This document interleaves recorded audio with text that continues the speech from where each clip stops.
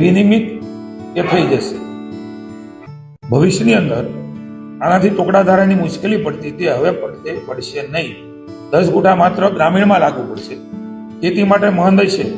આ જોગવાઈના કારણે ખેતીની જમીન વેચાણ ન થતું અને બિનખેતી સમયે થયેલા સોદામાં નકારાત્મક રીતે અભિપ્રાયો પણ એનઓસીમાં આવતા, જેના કારણે ખૂબ મુશ્કેલીનો સામનો.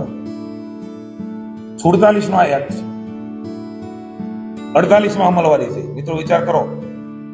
એટલે મેં કહ્યું કે આઝાદી પછી પહેલી વખત આ પ્રકારનો નિર્ણય ભૂપેન્દ્રભાઈની સરકાર લેવા જઈ રહી છે. ગ્રામીણ ક્ષેત્ર પૂરતું જ રાખ્યું છે.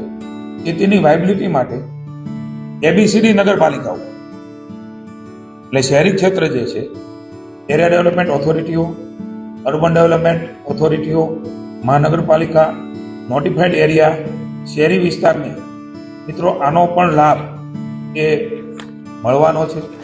હાલની જંત્રીની જોગવાઈ 10% ખોટા વ્યવહારના પેનલ્ટીનો દંડ વસૂલ્યા પછી પણ આ ભોગ થઈ જતું હતું. તો મહત્વનું છે, આ બધું જ વસૂલે છતાં સોદો ભોગ એ વિનિમિત ન થતું.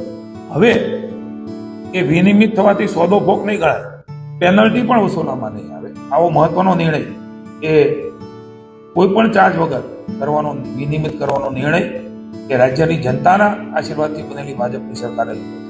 આ ક્રાંતિકારી સુધારાઓ કરવાથી પેનલ્ટી વસૂલ્યા સિવાય ટુકડા ધારાની જોગવાઈથી વિપરીત ઉલ્લંઘન કરીને થયેલા વ્યવહારો એ વિનિમિત એટલે કે રેગ્યુલરાઇઝ થઈ જશે, કાયદેસર થઈ જશે. નરેન્દ્રભાઈ અને ભૂપેન્દ્રભાઈને ખૂબ લોકોના આશીર્વાદ આ નિર્ણયથી મળવાના છે.